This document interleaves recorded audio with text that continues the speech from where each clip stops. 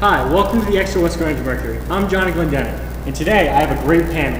I have another one down, a great famous band from UWG, or just about as famous as they get. Alright, now if you can go around and introduce yourself and what instruments you play. I'm Cyrus and I play bass.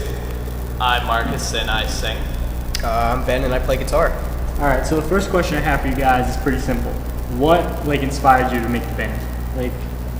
Well, I think that firstly, what inspired me to start this band was kind of like I wanted to make music that was like pop punk, but also had some hardcore elements. And I knew a couple of people, obviously, who played instruments, and I was like, you know what? Let's try to get practice together, and we'll see how it goes. And here we are now. That's pretty much it. Now, you guys have had a couple of great songs. We have an EP with 5 songs. What's the EP called again? Take on the World. Take on the World. Alright, so what was some of the influences that you had? Like certain bands? Any singers maybe? You want to do like one each? Yeah, let's do like one each, I guess. You know? Alright, I definitely think on this EP, and I think this goes for all of us, but this would be my personal one, A Day to Remember is definitely one of our biggest influences in terms like band-wise. I definitely think we wanted to follow in their footsteps somewhat with the EP, and there are many similarities. And yeah. Marcus? For me, from a guitar playing and songwriting standpoint, I would probably say that Say Anything was a pretty big influence on me because of the way that Max Bemis plays the guitar is kind of similar to the way that I like to play, using like different kinds of power chords and stuff like that. So for me, I think that was probably one of my big ones.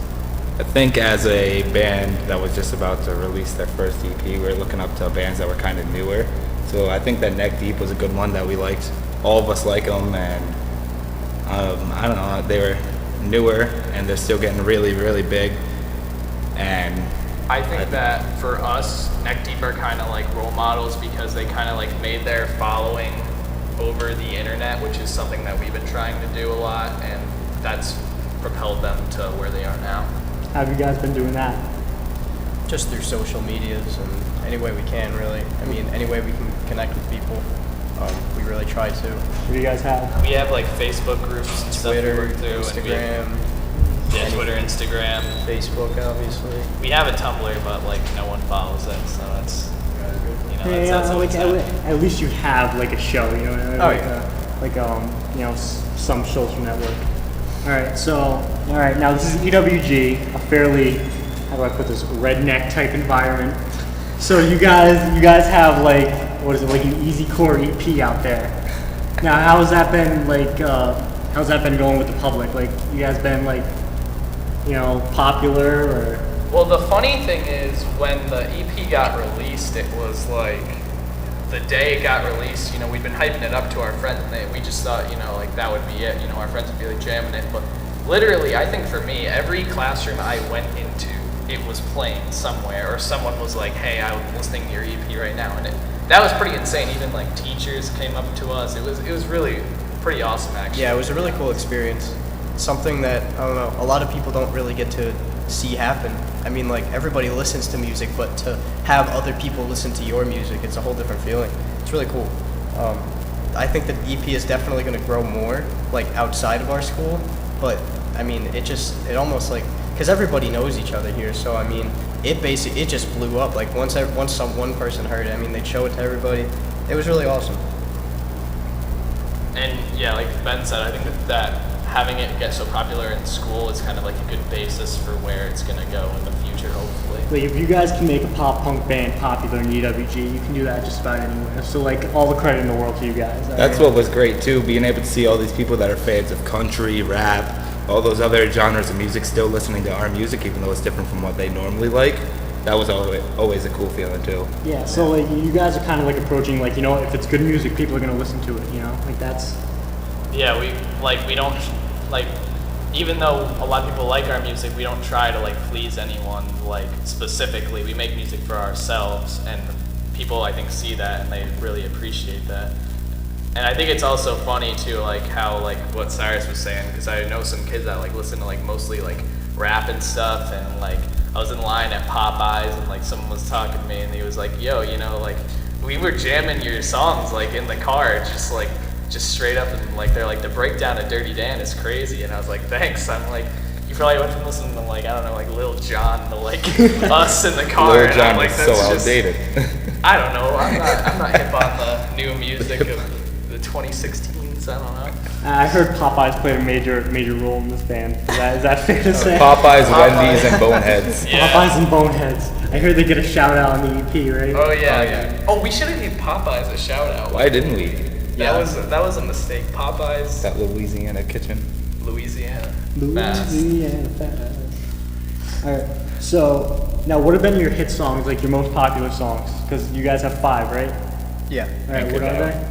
I think Anchor Down would probably be our biggest like hit, pretty much, because it has like 3,000 views on YouTube right now. And then next to that, That's like the Dirty- poppy one, right? Yeah. Yeah. And then like Dirty. That's kind of we kind of like wanted to think of Anchored Down, like even when we wrote it, like we kind of wanted to make that like our title song almost. Yeah. Which is why we put it first on the EP. We've been trying playing it live a bunch just because, I mean, the last thing you hear is always like the last impression. It's, you know, what people walk away thinking of you, you know. And Anchored Down is just, it's catchy. I mean, it gets stuck in your head. I mean, it's a good like to picture us as a whole. Yeah, Anchored Down really. It encompasses all the things I think we want to be in a band, like heavy and really catchy at the same time. That's kind of why I think we push that single the hardest. But I think just by the sheer fact that it has a SpongeBob clip in it, Dirty Dan has also been pretty popular. Still waiting on that lawsuit by Nickelodeon, but that's fine, you know. We'll see what happens. All right. And you guys are gonna play a couple songs for us? Oh yeah, we're gonna play a couple songs for you today, acoustically. So. What songs? We're thinking about playing Anchor Down and Dragon Slaying. All right. So let's get into that. All right. All right. Thank you, and we'll be right back with another one down.